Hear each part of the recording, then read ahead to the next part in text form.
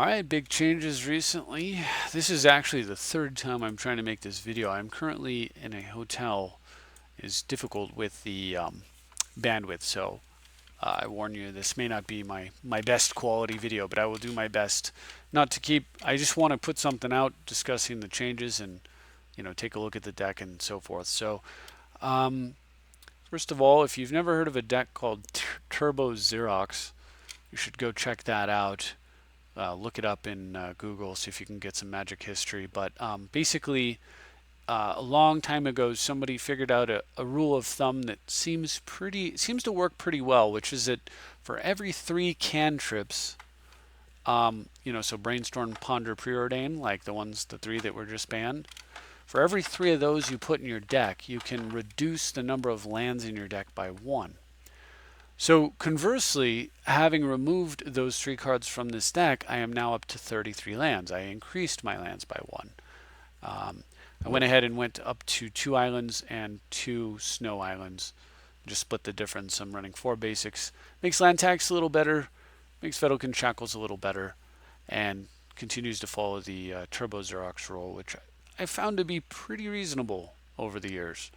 So in the actual slots that were opened up is, of course, 1 land, and then the other 2 cards are Spell Pierce and Spell Snare. These are just extremely good, cheap, interactive cards that, you know,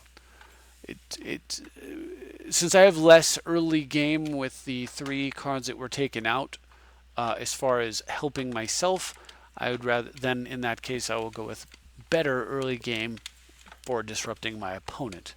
And I don't feel too bad about it. You could always use like Serum Visions and, for example, Portent, which is a slow trip, but Portent is effectively a ponder in terms of how many cards you see, but the slowness of it could be a big problem mid-game. Serum Visions is just a little bit too weak for me. I'd rather just have 2 really strong counters than that, I think. But we'll see how things shake out. I did take out the Quiet Speculation package. It was interesting to play around with, but it was better when I could like brainstorm some of those cards away and then quiet spec them all into the graveyard and get a decent pile that way. Or I could preordain and ponder my way past them if I didn't want them early. With that out, I don't think that running that gimmicky kind of card advantage makes as much sense.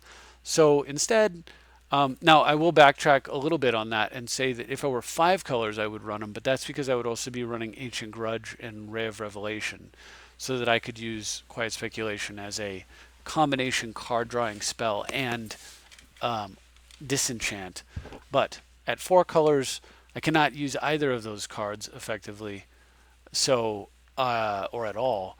So I just took the whole thing out and put Impulse back into the deck, which I don't feel bad about in the slightest. The other thing that I did is I had to take out Treachery. Now, Treachery is a card that I was using to get some blowouts plays, as you may have seen. But it also is a card that I was constantly concerned. I would tap out for Breya going, please, please, please don't Treachery me, because if you do, the game is over on the spot.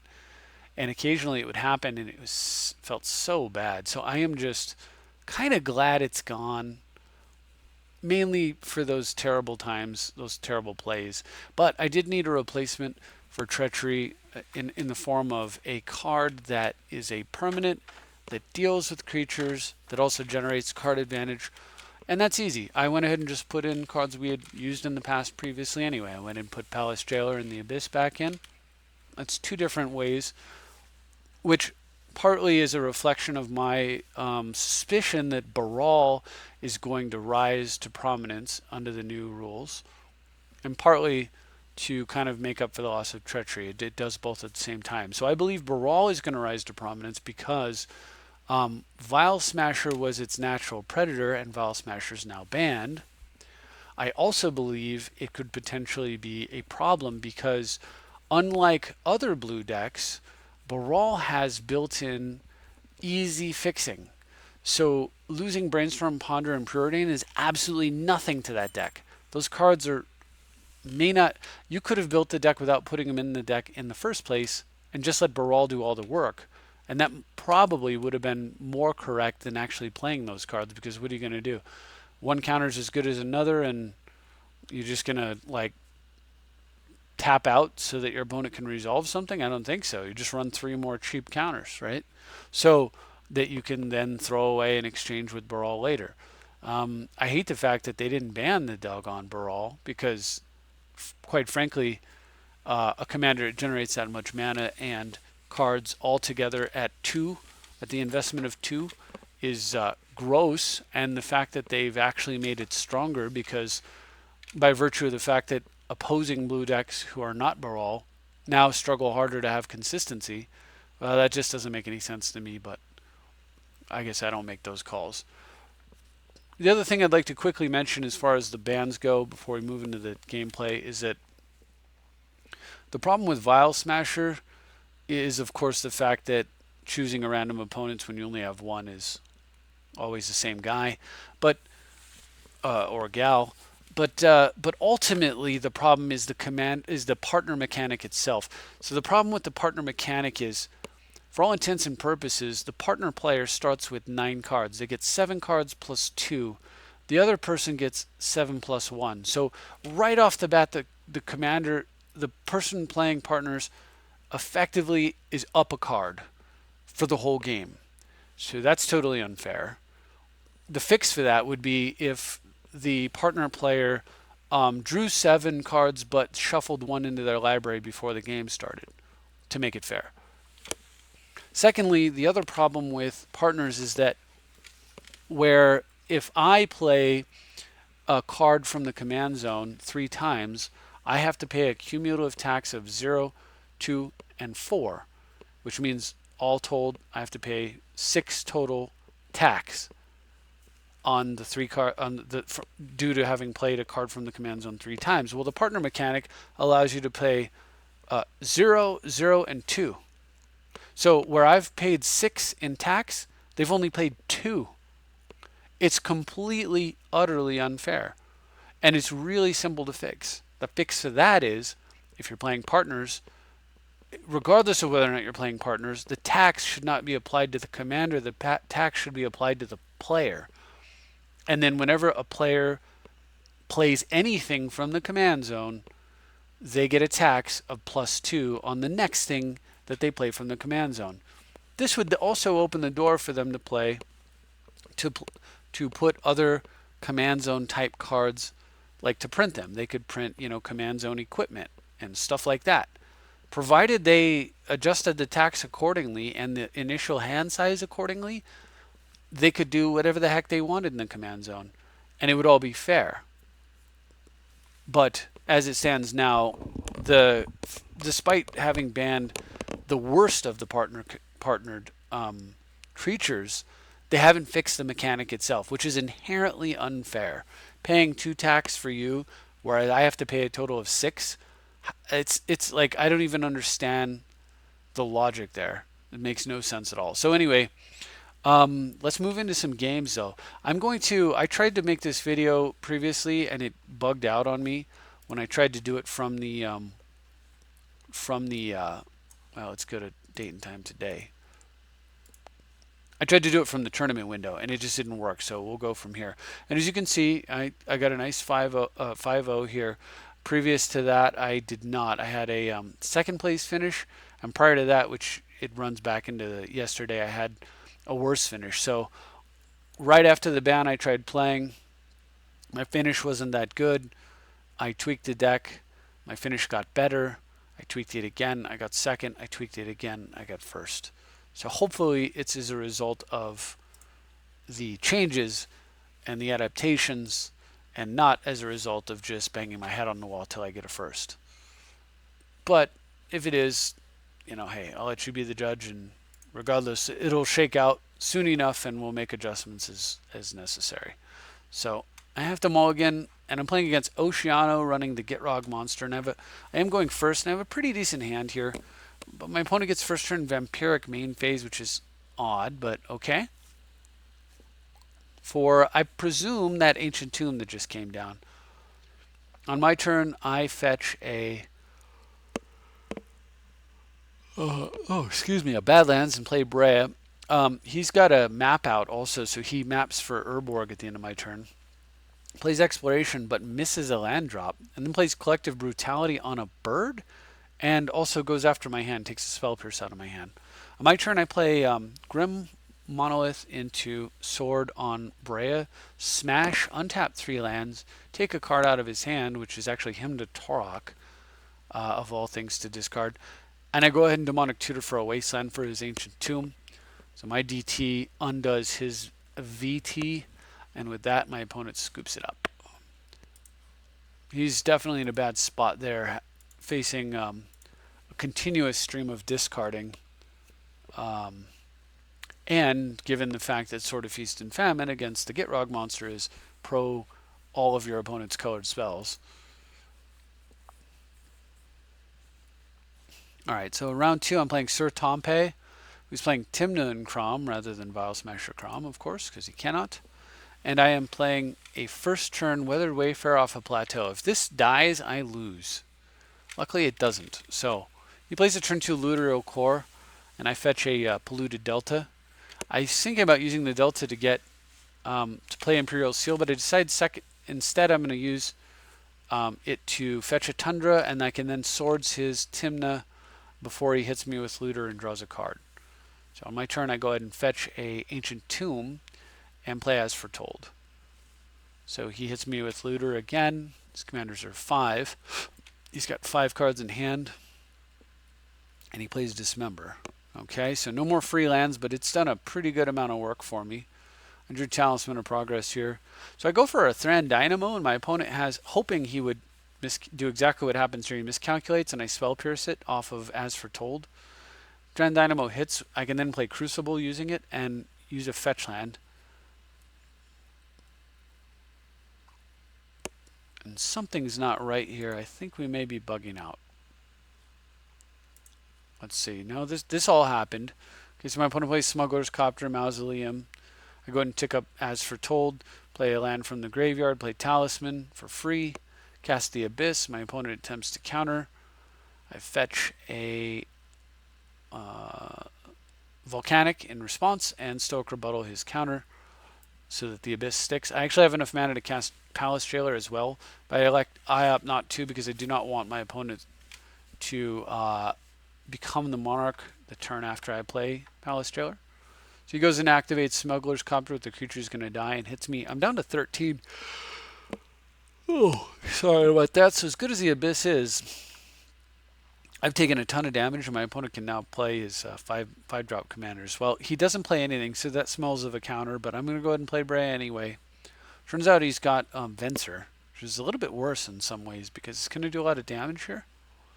So during his upkeep, he activates Venser to activate a Smuggler's Copter, rather. Plays Crom and smashes in for 8. I'm at 13. I drop to 5. And I have a fetch land in play and an Ancient Tomb. I fetch. And on my turn, As Foretold hits 4, and I do this turn a little bit. I sequence this a little bit wrong. I should have let off with Palace Jailer on Crom, but I do not. I play Breya and use that to kill Crom. And then Palace Jailer his Merfolk. So the reason I should have done it the other way is if you exile a commander, they almost always put it in the command zone, which means that if they do take the Monarch back, they don't get a creature to go with it. So it's much better to, it would have been smarter to Palace Jailer Crom first and then play Breya and sack and kill the little 1/1. Now the reason that I needed to kill Crom first is because if I don't, then when I play my second spell for the turn, my opponent would draw a card. So I need, my first card has to be a removal on that creature. Alright, so from here though, my opponent goes ahead and gives up. And I sacked I actually sacked, rather than 2 flyers, I actually sacked a flyer and a Talisman. This way I have Thopter to block if my opponent tries to play a hasted creature and swing in. Main thing is I'm not the Monarch and I want to protect that. And it's going to be very hard for my opponent to do much, but he does have the 3/3 Thopter equipment over there, or vehicle, so got to watch for that. All right. So next is Jasperov. I don't know if that's Jay Kasparov, like the chess player, or something else, but I never get to find out. All right, so my opponent is playing Leovold. He gets to go first, but I got first turn Jeweled Amulet. So I'm going to go ahead and fetch a, I think an Underground here. Yeah, charge the Jeweled Amulet and pass. And then play Arid Mesa, which I intend to use to get a Tundra so that I can tithe. My opponent, Vampiric Tutors, plays a land and passes. So if he'd played like a really good land like Wasteland or something, I would have assumed that's what he went and got. But since he didn't, I actually have no idea what my opponent fetched. He's disguised it well. If he'd played like, Cavern of Souls or whatever. But anyway, so I tried for a Worn Power Stone and it lands. I had a Spell Pierce to back it up. And on my opponent's turn, he goes for Deed. So I'm going to pierce that, but he has Mental Misstep. Oh man, this is brutal. All right, so I get to play a land and fetch right away. And then I use Worn Power Stone to cast Demonic Tutor. And I get Jace. So Jace is not affected by Pernicious Deed. Oh, but it is affected by Force Spike. Why do they always have the Force Spike early? If I play Force Spike, I'll draw it like on turn 12 or something and just stare at it the whole game. My opponents always seem to draw it on turn 1 or whatever.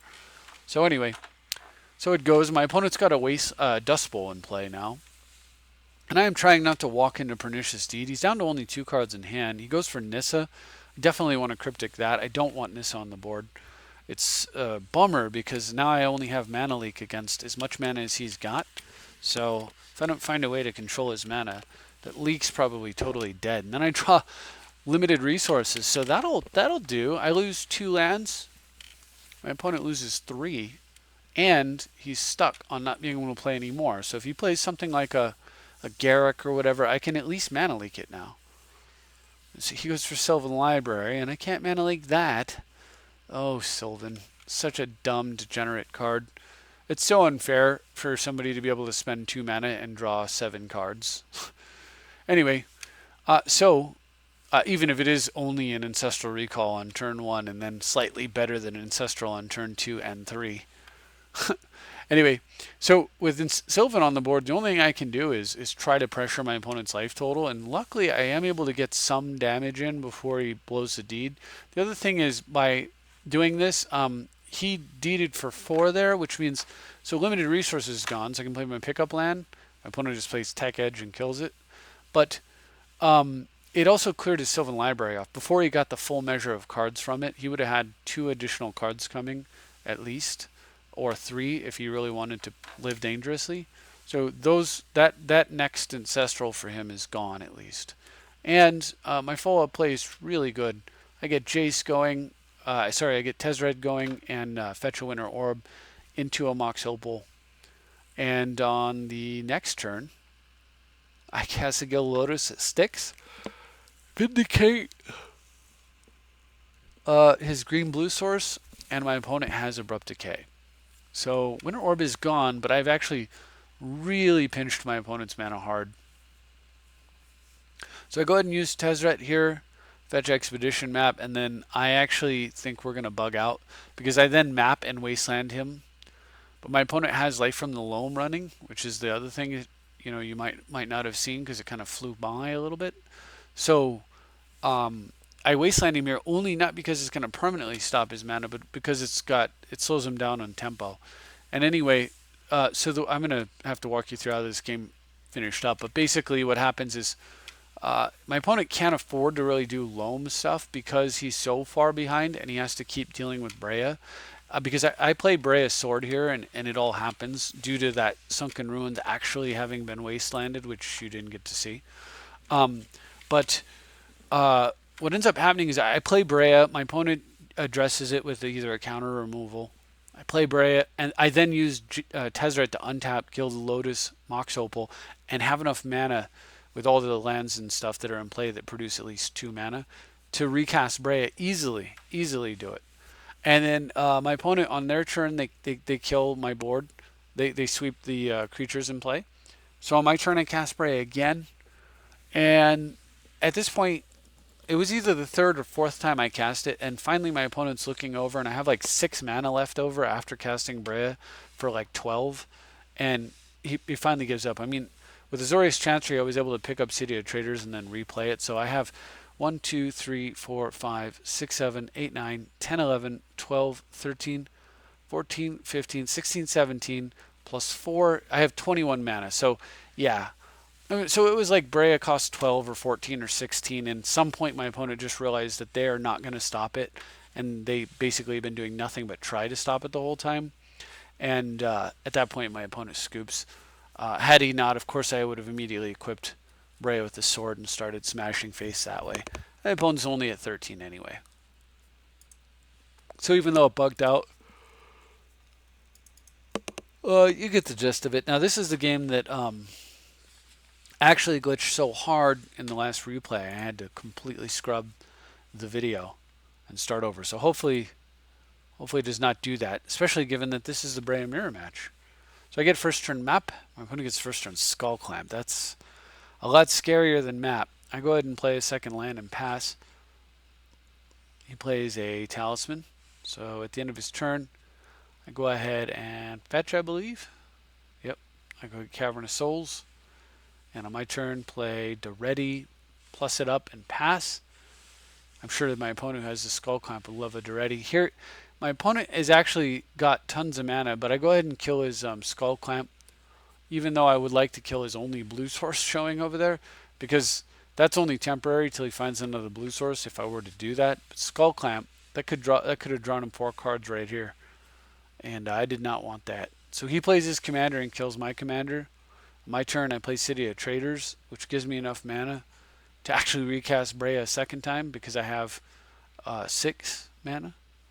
I use Duretti to kill his only blue source. He sacks artifacts in order to kill Breya and then sends in at Duretti. I chump block. He now has 5 lands in play, but none of it's blue.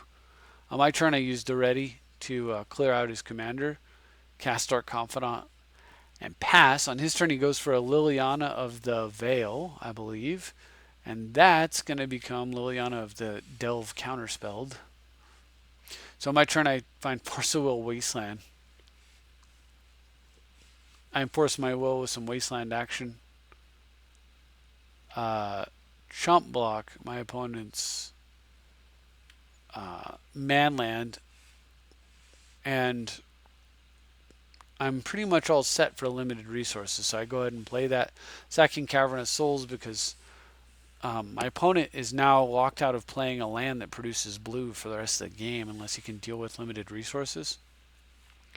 So he just plays an animated man land. I chump block with that, and then he tries again to Thoughtseize me, and I counterspell that.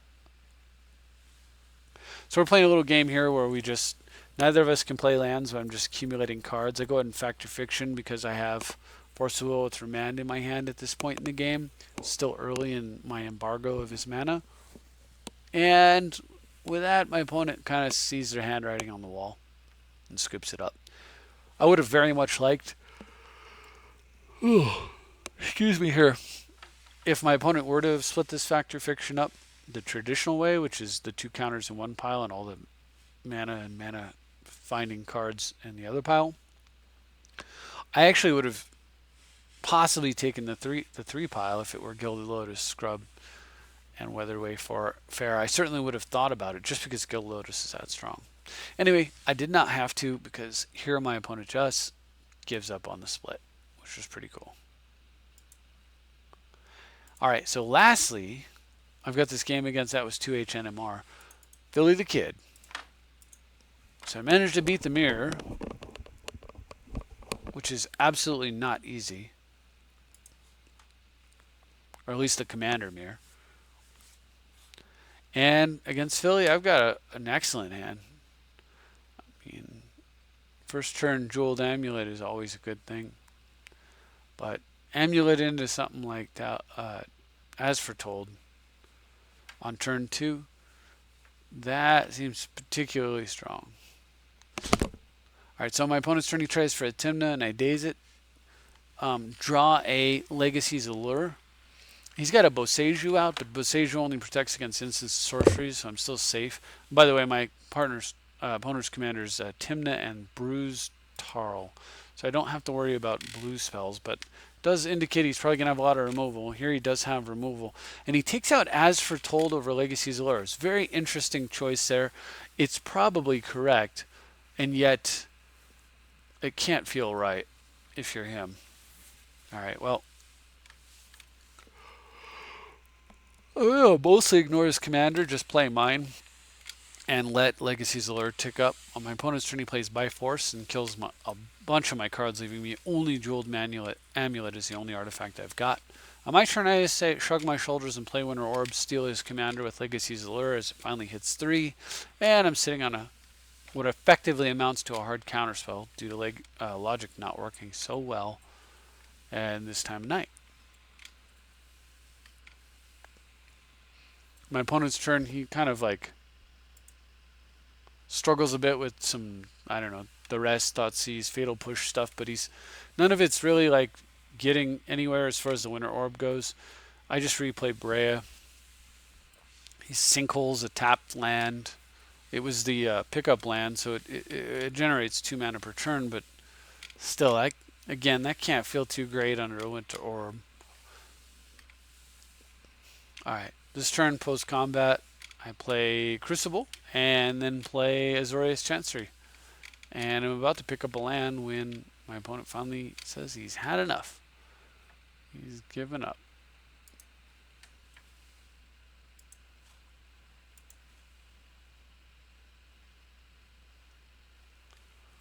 So, and that was it. So that was, what, 5-0? Yeah, Philly the Kid? Okay. And I am clearly too tired to continue this video, but it's been long enough and too many attempts to put it together. So I hopefully you enjoyed yourself. Thank you very much for watching. Comments are always welcome, especially about the changes to the ban list. And don't forget to check out Turbo Xerox if you're not familiar with it. Get a little bit more Magic history here. All right, thanks for watching. See you next time.